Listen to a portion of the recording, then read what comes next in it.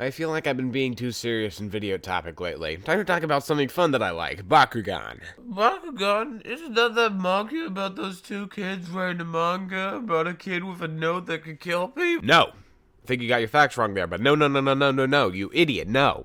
Bakugan is so much more than that.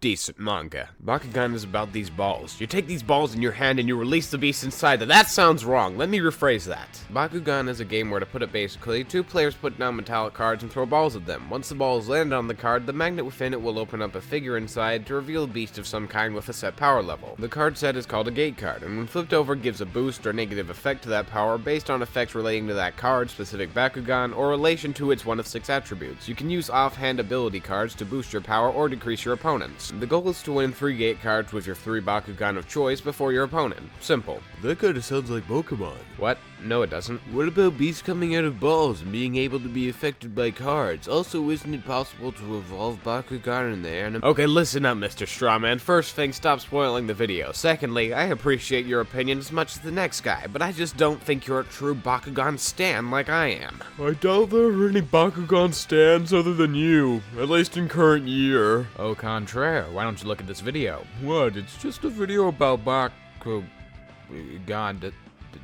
Did that say 5 million views, yes, and this video came out only about 5 or so months ago. It's had a resurgence recently. Back to Bakugan, it's not simply some dumb card game with some cool metallic figures, which are actually pretty original. And to be clear, Bakugan were thought of from marbles and the games you normally play with them, not Pokeballs. K-Scrubs, like I said before, it's so much more than you could imagine. Beneath the surface is an anime series, games, new intricacies added to that card game, a reboot, fucking drapes! That's how far we're going. Drapes! You can't get much deeper than that, plain and simple. So let's talk about Bakugan, and how it's the best series about magical beasts and shit you can summon to fight for you in battles to determine the fate of the world. That might sound like a niche appeal, but it's probably the most lucrative market Japan has to offer for Western audiences. Let's get into Bakugan, because let's be honest, who else is going to talk about it if it isn't going to be me? I made a fucking Bellina Productions video, come on. Before we get into Bakugan the franchise, I need to talk about myself as a child. I wasn't necessarily the kid who watched Power Rangers, though I did. This is an analogy to be clear. I also wasn't the weird kid who watched that crappy wannabe Beetleborgs. No. I was the kid who showed his niche taste from the beginning and watched VR Troopers, an even more unknown wannabe. To put it in more clear terms, I wasn't the kid who chose between Digimon and Pokemon. I was in my own league with Bakugan. When I was between the ages of 5 and 9, Bakugan was everything. I had dozens of different Bakugan all arranged by color on my tables. The same table I had my record player on for my old intro, if you remember that. I had cases of them. I kept a power scaler or something like that, I barely remember, and I had a full gate and ability card transparent spiral card case. Kinda like the ones Yu-Gi-Oh players have, but not. I actually happen to still have it, but I have none of the actual Bakugan figures. I don't know why, but I just haven't been able to find them for years. Anyways, it was a big part of my childhood. I watched the first 2 seasons of the TV show, I bought the toys with every bit of money I could grasp, I played the games, I was in deep, and I wasn't the only person either. You may not remember it, but I'd call Bakugan the yokai watch of the US back in this day, even eclipsing Pokemon in popularity for a short time. Quick history. Back in April of 2007, Bakugan the anime series was broadcast in Japan and 3 months later in North America. It was produced as a Canadian-Japanese show, which exists, by the way, by Nelvana Animation, the same company behind the first 5 seasons of Fairly Odd Parents and Beyblade the original series. Never thought you'd hear those 2 properties together, now would you? Though initially it was a failure in Japan, it was huge in America, and even more so in Canada. It was such a powerful brand, it was able to sell over $1.6 billion in merchandise and stay at the top of the boys' toy charts for the 4 years it was around, so one of you has to at least slightly remember this. Do I need to bring up the drapes again? Not only that, but the game was the second best-selling DS game of that holiday season, and I know that not only because of the Wikipedia page, but when I went to my local game trading store to buy the Wii version, I found 4 copies of it being sold for $1 each.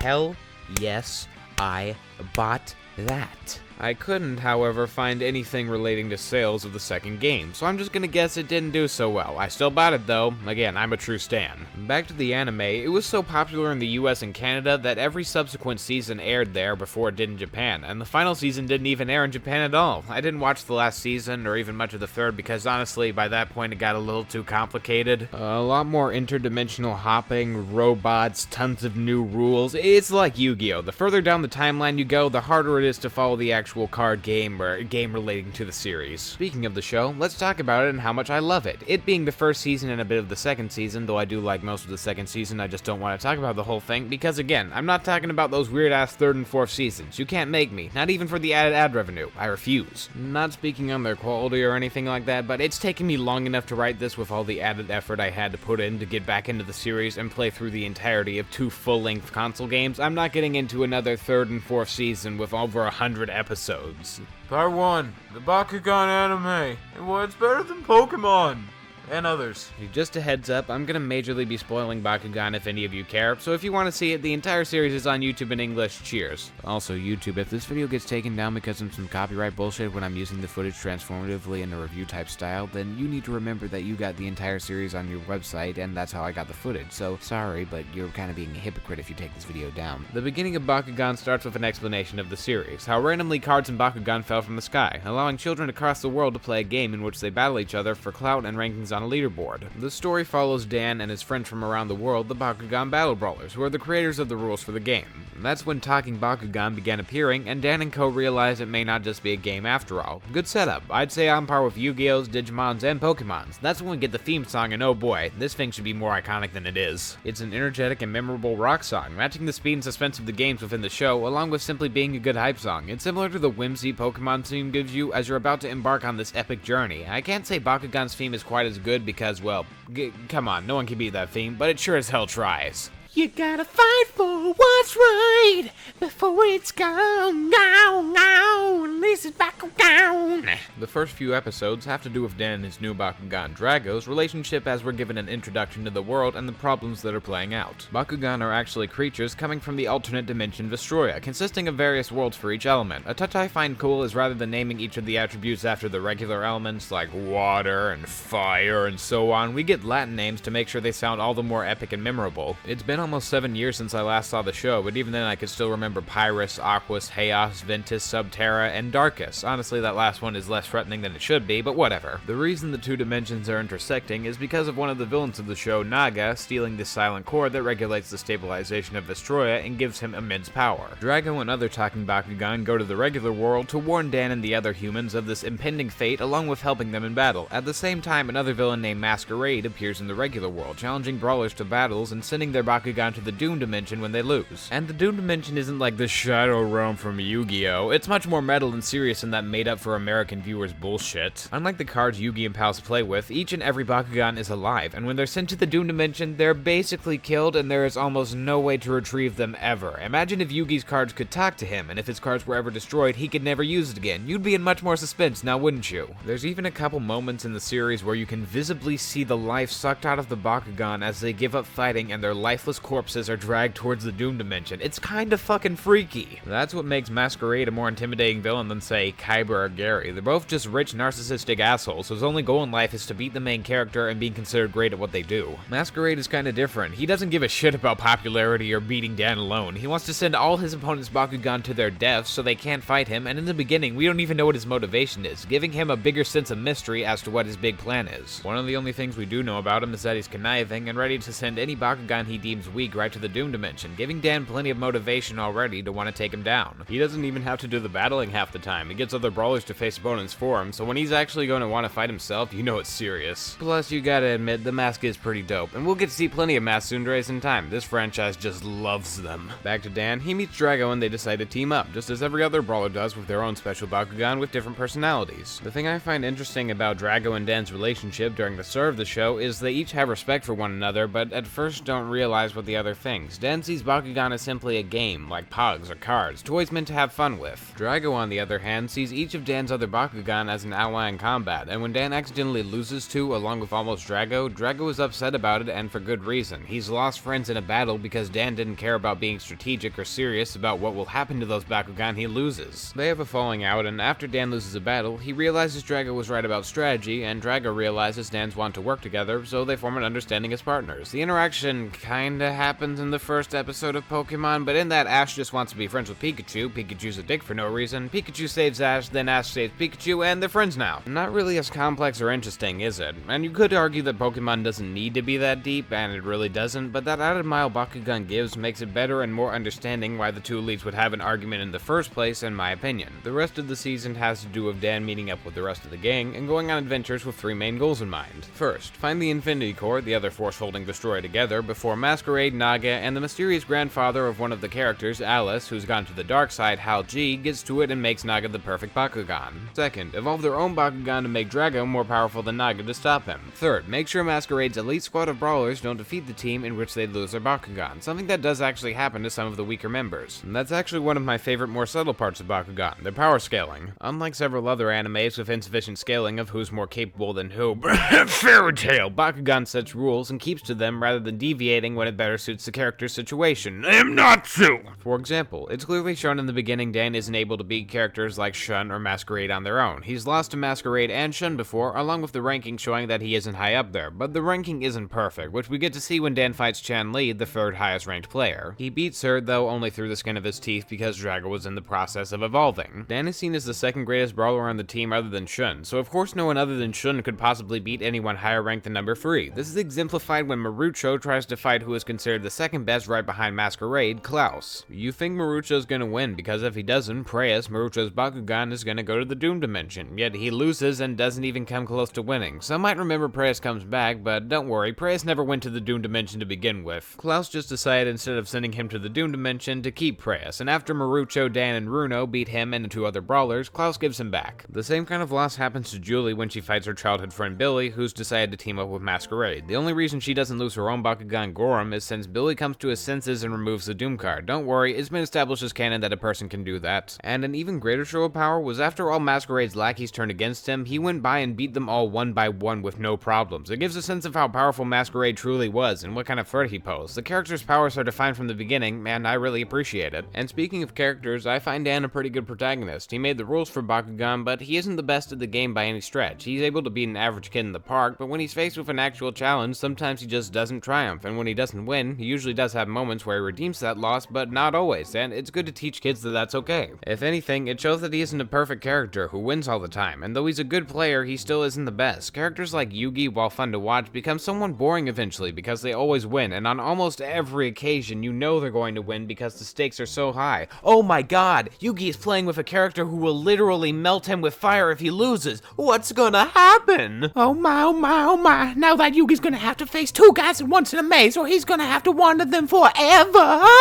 The problem with these kinds of scenarios is they could definitely end the show if Yugi loses, so we know he isn't because the story hasn't reached the climax whatsoever. It's a classic of bad storytelling. The writer wants to make the story more intense but goes overboard and ends up making it predictable. There are only 2 occurrences in which I can remember Yugi actually loses in the 5 seasons of the show. One of those occurrences was by no fault of Yugi's, but because his opponent got on the ledge of the castle they were battling on and said if Yugi attacked he might fall from the wind. It took someone literally threatening death for Yugi to lose. That would be like if I was having a game of chess and was about to checkmate when my opponent puts a gun in my hand and says if I move the piece I'll shoot him. It's not my fault that I lost, it's that my enemy is a dickhead who has to threaten their own life over me to win. It's like they're blackmailing me. Yugi was even more overpowered back when he had Exodia. That could win him the battle if he believed in the heart of the cards and drew all 5 pieces. The writers thankfully realized Yugi had ascended to god level and thankfully got rid of those cards in the 3rd episode. The writers realized their own slip up and tried to retcon it. What is this, Steven Universe? Ash is somewhat different. He's portrayed as not very good at battling with Pokemon. He wins his first gym battle because he got lucky and accidentally set off the fire alarms, causing the gym leader's rock Pokemon, which is weak to water, to be open to Pikachu's attacks. Ash does also lose his fair share of battles, but he always comes back and beats the trainer by the end of the episode thanks to the power of friendship usually. It's kinda bullshit, though I do realize he sometimes does win the battles through strategy. Dan doesn't have his own Exodia or special move or Yu-Gi-Oh! Must Win card to save him from some sort of devastating loss most of the time. He just had to accept it and grow as a person. The only times I've seen that kind of ass pull are during evolutions, which Bakugan can do. I don't entirely see it as an ass pull from nowhere because they talk about its ability to happen throughout the series, but I can't completely excuse it. Pokemon uses this trope more often since any Pokemon can evolve as opposed to only specific Bakugan, plus Pokemon can in many cases evolve more than once, so you could see many more occasions where this evolving to help win scenario would play out in Pokemon. To clarify, I'm not excusing Bakugan, but because of the rareness of evolutions within it, it feels more surprising when it does happen. In fact, a majority of the evolutions take place in succession of one another during a single arc, so the cast couldn't pull the "it's evolving" card when they're in a big fight they need to win. Dan also has like 2 occasions when he wins after he loses a fight in the same episode, but he wins thanks to figuring out the strategy of his opponent or changing his own to have a better shot instead of pulling the protagonist wins card, patent pending. Dan isn't the only main character either. We're given plenty of occasions where the other characters are given their own spotlight, something somewhat rare in Yu-Gi-Oh! Or Pokemon. What I mean by that is having battles in which characters of the show fight without the support or companionship of their friends on the sidelines, battles where they have to fight all alone and face off against an opponent by themselves. Both Yu-Gi-Oh! And Pokemon have this aspect, the former much more than the latter, but not nearly as often as Bakugan. In Bakugan, many characters will have their own battles where they have to fight strong opponents with no one to aid them but their own skills and maybe their Bakugan for support. This gives them an opportunity to show their own power dynamic in relation to the other characters, their own strategies, and what kind of personalities they have. They don't constantly have friends on the side shouting, "Ash, use Thunderbolt while they're weak," or "Joey, use Time Wizard to help Baby Dragon get stronger." "Oh, Mega Man, oh please shut up." Their Bakugan gives suggestions sometimes, but that suggestion isn't always correct. The player and the Bakugan are more like equals that way. They both have ideas, but neither is right all the time. Only listening to the other all the time instead of making your own decisions won't make you a better player. They have to face their own problems, and shocker, they don't always win. That's fine. Instead of being seen as idiots who need the help of people on the sidelines to win, they're able to grow and get stronger because they've learned through losing what to do and what not to do. It can cost them greatly, but being able to learn can help in recovering some of that loss. We even get an entire arc where each of the characters has to learn from their past and accept locked away aspects of their personalities or past to better themselves as brawlers and evolve their Bakugan, representing the brawler's own evolution as people. And the thing is, Joey from Yu-Gi-Oh! Is an idiot. After he gets the combo of Time Wizard and Baby Dragon, he tries to use it in almost every duel and is shocked when people stop him. He doesn't learn new strategies to help him if Time Wizard fails, something it should do more often than win, because as far as I can tell, Joey's Time Wizard has never failed when it was a test of chance. The only time Joey lost because Time Wizard went off correctly was during his fight with Yugi, and that's only due to the writers pulling a loophole out of their asses to help Yugi win. How is Joey supposed to learn if Time Wizard never fails him at a crucial moment? He's a perfect example of not learning from mistakes, both because the plot says so and he needed his friends to give him the answer. I don't have an equivalent for Pokemon in this situation. I just really hate this aspect of Yu-Gi-Oh!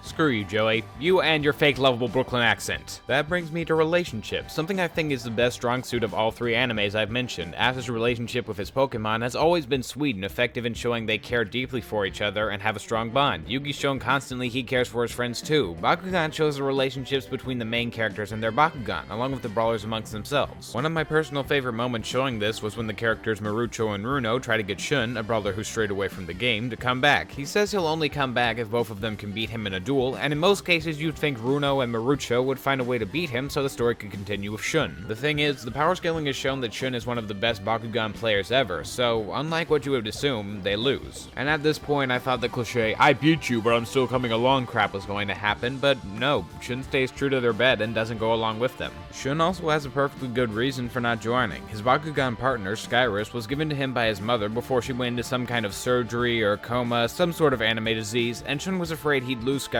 to the Doom Dimension if he fought. Dan comes over to try and get Shun as well, but is met by Masquerade who's tried to recruit Shun. The 3 of them decide to have a battle, and in the end Shun betrays Masquerade to help Dan. After the battle, Shun comes with Dan, having a new invigoration for the game, realizing his mom gave him Skyrus not only to cherish, but to have fun with. I love how this plays out for multiple reasons. 1. Shun, after beating Marucho and Runo, stays true to his promise of not joining them, showing he's both a strong character, being able to beat 2 of the brawlers at once, and also has a strong moral code by upholding his bets. 2. Him deciding to betray Masquerade shows he still has a strong alliance with his friends. And 3. Shun has actual reasons for not brawling in the first place. This example shows all we need to get a clear grasp of Shun's personality and bond with his friends, and we have other forms of good characterization throughout the series. Now I should get into the more iffy parts about Bakugan, because though I like to sing its praises, and trust me I could do it all day, the franchise has a clear problem as well that keeps it from being truly amazing: the animation. Animes in this era based around toy franchises are known for not looking the best, and Bakugan is no different. Mostly during the first 13 episodes, the movements are stilted, characters sometimes go off model, and in general the art just doesn't look well detailed or nice half the time. The animation does get better sometimes, mostly during the actual Bakugan fights, but even then it's lagged sometimes. The character designs for the Bakugan are nice and well detailed, but don't have very fluid movements. I'd say that after episode 13, the animation quality goes up a notch and continues to get better as the series goes on, but even at that point it's mostly just alright other than a few great standout moments. moments. Yu-Gi-Oh's animation by comparison is great. The character designs are quite original in design, have plenty of detail, and they move well. The fights are even better, which can get great at some points and really entertaining.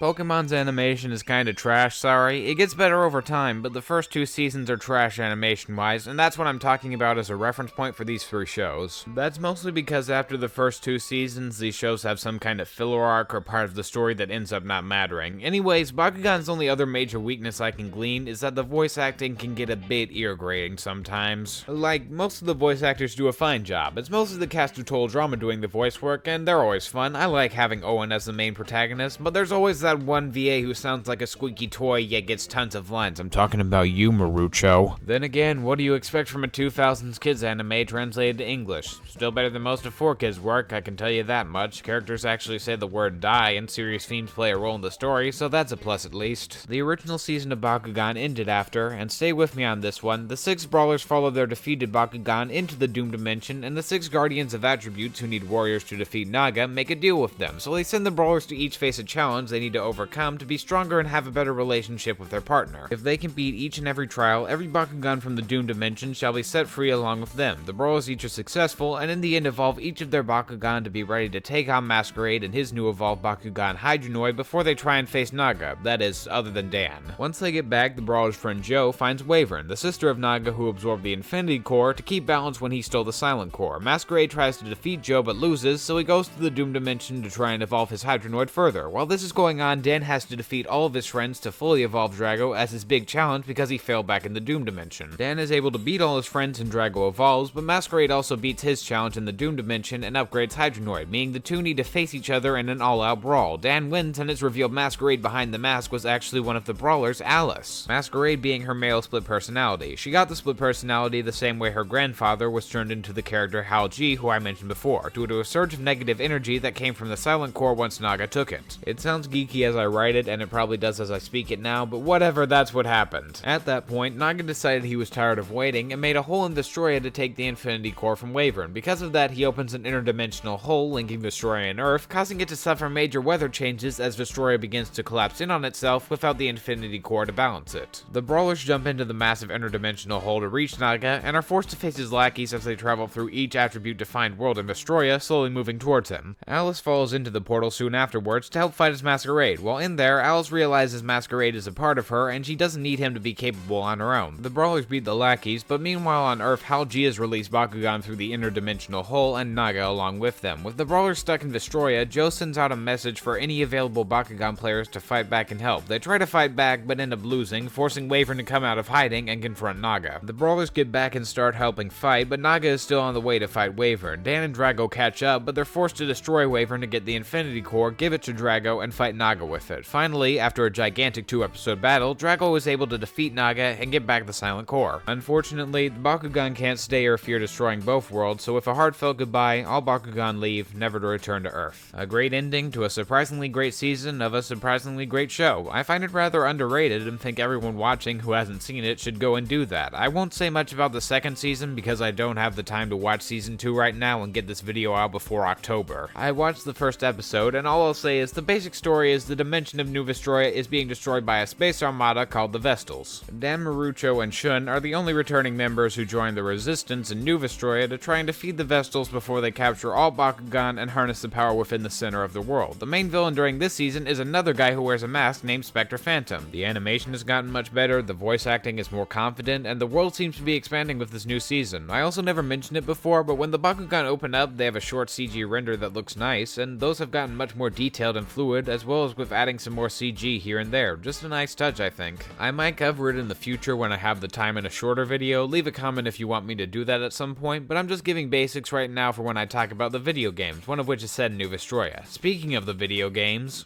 Part 2, the Bakugan video games, and why they're better than you might expect. Oh, I'm sorry, did I just pull an Uno reverse card on you? You thought this wasn't gonna turn into a game review? Well, guess what? This is JS Games now. No, fuck you! I got a lot to say about these games, so back off. Oh, I can only wait for the Ego Raptor comparisons to me now. The games were huge parts of my childhood. We all had that one game almost no one else you knew played, but was one of your favorites. Other than that, I had such classics as Rage of the Gladiator and Pac-Man Party. A show of hands, how many people have heard of that? Yeah, exactly. Not that they were bad games or anything, just not the most popular. Before buying the game, my memory of how it went and what exactly it was like was hazy at best. I didn't actually know how long it had been until I hooked up my old Wii to play it, where I found the last time I fully completed the game was 8 years ago. Obviously, I had a few pre-notions about what I was getting into, a game I played from almost a decade ago with no recollection, yet I was able to beat it when I was 7, and now it only costs $1 to get. These are the trademark signs of a shitty game you could only like as a child because it's so easy and part of the franchise you like. Needless to say, I was pleasantly surprised. The entire game took me about 8 hours to complete, but I was never bored or disinterested in it, which I find quite an accomplishment considering how simple the gameplay is. The way it works is each player sets down a card and takes turns throwing their Bakugan at them, just like the actual game. What makes this different is you have the ability to control where your Bakugan rolls to an extent. The control becomes increasingly more important as the maps you battle in become more and more intricate. You begin with a standard map, no power-ups or complicated moves you could make, just you and your opponent. After that phase though, you reach stages that allow you to gain power gradually, pick up cards and side effects to help in battle, and even make it harder for your opponent to land their shots. This mechanic is one of the reasons I feel like the game was meant for the Wii. It was adapted to PlayStation and Xbox, but neither had the fun motion controls to move your Bakugan around or throw it like you actually would in the game. The setting is perfect for motion controls because at its basic root, it's throwing a ball and controlling where it goes, and Wii remotes are great for that simplicity. After two Bakugan land on one square, one of three things happens. Either the Bakugan are two different kinds and they battle, the two Bakugan are from the same person and they take the gate card, or the two of the same person's Bakugan land on the card, and the player chooses to move the Bakugan to the adjacent gate card with hopes of winning two battles. During the battle phase of two separate Bakugan fighting, each player can power up their Bakugan with the ability cards before a short minigame. During this minigame, you stack up points trying to outnumber your opponents before the time runs out. The winner gets the gate card, and the first of three wins again, like the card game, wins. The game itself is about you, the player, coming across a new Bakugan named Leonidas, who you later find out was born in the Doom Dimension. While going through the game, that being a series of tournaments where you battle the main cast and antagonists, you come across the main villains Vladitor and Marduk, another masked sad boy. Masquerade, Naga, and Hal G are also kinda there, but you only ever fight Masquerade. Despite that, you never find out he's Alice, and I think the wiki said the game follows a different timeline. At the end of the game, you fight a version of Vladitor after he gets the Silent Core. After winning, you befriend Marduk, but you never see him below the mask. What is the point of having a character with a mask if you never intend on revealing what's beneath, or at least saying what if it's a scar or something beneath the mask? Anyway, when you aren't in battles, there's a lot of customization involved. The way it basically works is, when you defeat a brawler or win a tournament, you get Bakugan points. As you go through the game, you can enter the shop, run by Alice, to upgrade your cards, get new Bakugan, or upgrade the Bakugan you have. Bakugan in this game have specific stats as to how far they can bounce when you roll them, which can be important, their actual power level, and so on. You can choose to use Bakugan of all different attributes or many other strategies that apply to your own brawling style. It's surprisingly well integrated, especially for Activision. Yeah, the company known best for making the same Call of Duty game with a different set of paint every year, and Skylanders. Not exactly the best reputation. This wasn't the only Bakugan game Activision made either, and weirdly it was just about as good as the last one instead of being a massive cash grab. But before I get to that, I just want to mention this bombing ass theme song that starts before you play the game. The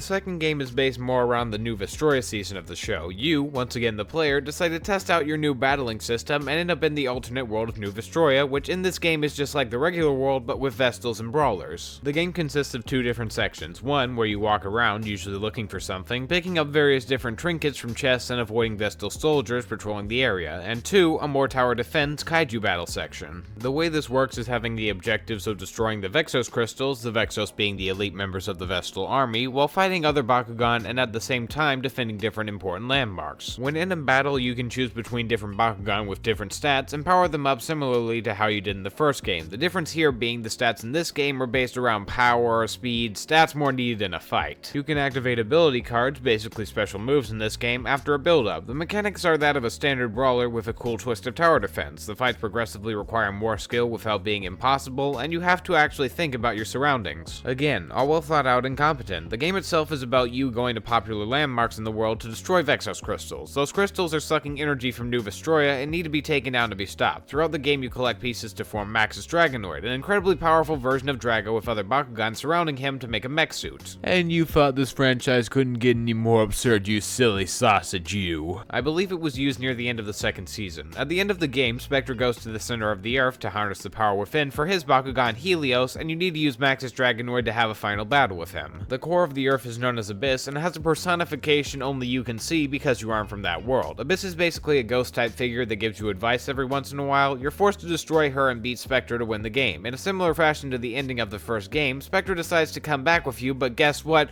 We still don't see what's under the fucking mask! But it's okay, this time we see it in the anime. The graphics are pretty good. They're a major upgrade from the first game that already looked good for the time, and it really adds to the experience of the game. My only major complaint is because for this game, none of the show's original voice actors play themselves in the games. They didn't change in the anime, and it's pretty noticeable. The worst change is the main character, you, who is voiced by some nobody rather than the same guy who voiced Masquerade. In the first game, you sound like a kid transitioning into being older. Now, I'm gonna show you how it's played. But I'm new at Bakugan. I don't even know all the rules yet. In the newer game, you sound like a nasally 7th grader with no voice acting experience. Other than that, good game, 7 out of 10, would take out for a first date, but probably wouldn't call back. Still is another bawling-ass theme song, though. I am the core, defend the core! I am the core, defend the core! Part 3, the remake, and why the anime isn't as good from what I perceived. I'm gonna preface this right now. I haven't seen all of Bakugan Battle Planet. I'm not gonna watch the whole series because I wouldn't be enjoying myself. I watched 7 episodes and that's really all I could bear. I think I gave it a fair shot and got a general view for the show. This show isn't about the Bakugan Battle Brawlers, consisting of 7 different individuals with fleshed out backstories, character motivations, and complexities. It's about some wacky kids and their dog making videos on the internet and shit. I'm sorry if I sound overly negative, I really didn't like this. The team consists of snobby blonde rich boy, the jokester black friend, the responsible girlfriend, and this guy. I don't know his name. Wait, hold on a second. Dan? Dan Kuso is his name. That isn't Dan. That looks like, sounds, and acts almost nothing like Dan. You have an entirely different sitcom-style cast, yet you couldn't change the name of the title character? Come on, this guy isn't like Dan. He's mostly just a bland protagonist character. If you're going all out with this reboot cast, get a new main lead. Either that or keep this one and change his name. Hashtag not my Dan. Bakugan as a game has been simplified as well. I've only ever seen a single character use an ability card, and I'm not even sure if that's what they did. Nowadays, the kids just throw the Bakugan at each other and fight. They have moves now. The only thing that powers them up is colored tiles laying around on the field. There's almost no strategy at all, really. It's probably different in the actual game, but it's not conveyed well through the anime. It gets boring, something you never want the action scenes in your action show to do. And on that note of the action, this show looks so much more dated than the original. The 2D stuff looks fine. It's not amazing, it's okay. The CG, on the other hand, is worse than the show that came out 10 years before it. It might just be because they use it entirely for all the fight scenes, but it's used too much and it shows the lack of budget on the show. CG was used sparingly in the original show for slick transitions into the Bakugan opening up. It looked nice and still does. This overabundance is sensory overload and moves like molasses. It feels like every frame is going at the speed of America Online. You don't want the actions to be that slow. Japan is known for not having the greatest ability in CG, but this just stinks of low budget. Berserk 2016 looked better than this, and that's saying something. Another small touch I hate that's been lost is we don't see the Bakugan coming out of their balls in a stylized way. In fact, when we see them open up, they don't look like they could fit in a ball at all. The artist didn't even try to match the aesthetic of the toys, and I hate that. The animation was iffy in the beginning, but they improved, and by the end of the season, it looks smooth and much more timeless. The villains have gotten a downgrade as well. They've once again gotten some guy wearing a mask with an organization of crime behind him. During the original series, it was clear every villain knew about the Brawlers and was sent to defeat them by Masquerade or Naga. Here we have characters like Snobby Fat Rich Boy.png that bullies little kids and wants to use his Bakugan to harm or kill actual people, not because he has a reason or motivation, just because, well, he's an asshole. He's the mustache-twirling villain that needs to be the cause of the problems for the main characters. I get that same vibe from every other villain who wasn't the mask guy or his cronies. Yeah, the villains in the original series weren't always complex, sympathetic characters, but they have memorable personalities and didn't stink of unoriginality. Every villain in the original Bakugan has a reason for why they fight the Brawlers. Simple power to make others weaker than them, the Brawlers wronged them and they want to get payback, Masquerade forced them. It was never just because, duh, I'm a dick, fight me! I don't hate the main characters per se, they're just tropes that can be summed up in 2 words for their personalities. The only one I really hate is the dog character. Why? He was put in to be the mascot character. He's the lovable, funny sidekick that can use Bakugan and fight. The characters have gotten so simple, a dog with no concept of strategy can battle and win without even talking. Do you see why I find this stupid stupid. Even some conflicts are redone in a worse way. Remember how I said Drago and Dan didn't know if they could trust each other because Dan didn't realize the ramifications of sending Bakugan to the Doom Dimension, and Drago didn't know Dan's thoughts of it as a game? Well, in this new series, generic Black Friends Bakugan doesn't know if he can trust him because all of the wacky pranks he's been pulling for the Awesome Ones YouTube channel. Did I forget to mention this group of brawlers is known as the Awesome Ones? Doesn't really slip off the tongue like Bakugan Battle Brawlers now, does it? Anyway, he gets back the Bakugan's trust by saying he's sorry and crying. That's so simple and undeserved of trust. I get all he did was pull pranks, but if the Bakugan genuinely thought he couldn't trust him, why would he immediately do so on the spot just because he's crying? It would take time to mend the relationship in the original series. It wasn't always a slice of life ending like this. I get what they're going for with this reboot, but I just plain don't like it, and I think it pales in comparison to the original series. That's all I have to say on the reboot, other than the fact that the actual toys look pretty good. Like goddamn, if I had these complex figures when I was 8, my head would have exploded. So, that was Bakugan, a franchise riddled with great stories, a lovable cast of characters, fun and well-made video games, and a not-so-great reboot. Check the original show out if you've got the time. I really got a kick out of it, and I'm sure it can entertain you too. I've spent enough time on this incredibly massive retrospective. I'm gonna go to bed and sleep now. Goodbye.